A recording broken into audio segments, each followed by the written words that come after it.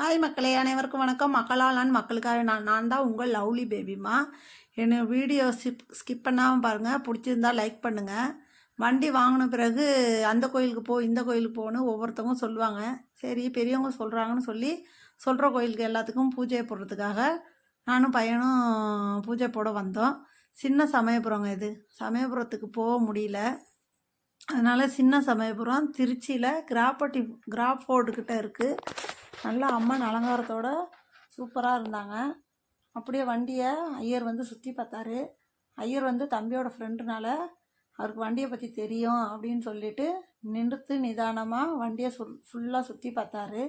சுற்றி பார்க்கும்போது நான் வீடியோ எடுத்தனால மெதுவாக எடுத்துட்டேன் வீடியோவை. இங்கே பாருங்க, டயர்லாம் புதுசாக இருக்குது. பரவாயில்ல, சூப்பராக வண்டி வாங்கியிருக்கீங்க. செகண்ட்ஸில் இது மாதிரி வண்டி ஒவ்வொருத்தவங்களுக்கு தான் அமையும். ஃபஸ்ட்டு ஓனருக்கு அப்புறம் ரெண்டாவது ஓனரு 45,000 கிலோமீட்டர் தான் ஓடிருக்கு. எல்லாமே பக்காவாக சூப்பராக இருக்குன்னு அவர் நல்லா மனசார பேசினார். எந்த ஒரு குறையும் சொல்லாமல் பேசினார்.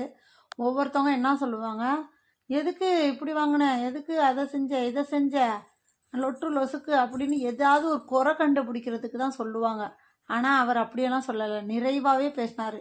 சின்ன சின்ன குறை இருந்தாலும் அது குறை இல்லாத மாதிரி காட்டி நிறைவாக தான் பேசினார்.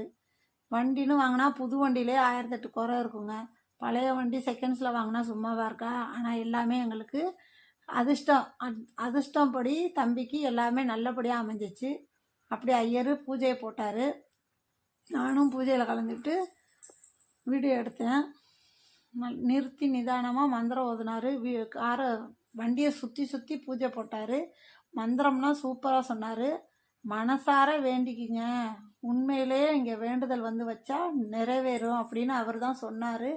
அதேமாரி இந்த கோயிலில் வந்து வேண்டிக்கிட்டு தம்பி வண்டி வாங்குகிறேன், வண்டி வாங்கிட்டு வந்து வாசலில் நிப்பாட்டணும் அப்படின்னு சொல்லி 2026 வாங்கிடணும்னு சொன்னிச்சு. அதனால் அதே மாதிரி வாங்கிட்டாரு தம்பி. வாங்கினோன்னே அவரும் வாழ்த்து சொல்லி பூஜையை போட்டு சிறப்பாக மந்திரம் ஓதி பூஜையை போட்டார். பூஜை போட்ட பிறகு சுற்றி வாங்க அப்படின்னு சொன்னார். சுற்றி வந்த பிறகு எலுமிச்சப்பழம் வைக்க சொன்னார். நான் எலுமிச்சப்பழம் வச்சேன். எல்லாம் வீடியோ எடுக்க ஆள் இல்லைனால நானே எல்லாம் செஞ்சுக்கிட்டேன். அப்படியே அம்மனையும் அப்பப்போ கன்னத்தில் போட்டுக்கிட்டு சாமியை கும்பிட்டுட்டு கிளம்பிட்டோம். எங்கள் அண்ணிக்கு ரொம்ப சந்தோஷம். எங்கள் அண்ணி தான் சொன்னாங்க இந்த கோயிலுக்கு வந்து பூஜை போடுங்கன்னு. அதே மாதிரி எங்கள் அண்ணி பேச்சை கேட்டுட்டு எங்கள் அண்ணி வீட்டுக்கு தான் மஞ்சளும் உப்பும் வாங்கிட்டு வந்து அந்த வண்டியில் லோடு மாதிரி இறக்கணும். அவங்க சவாரிக்கே 1000 ரூபா கொடுத்தாங்க. அம்மன் அருளில் எடுத்துகிட்டு கிளம்பிட்டோம். ஓகே.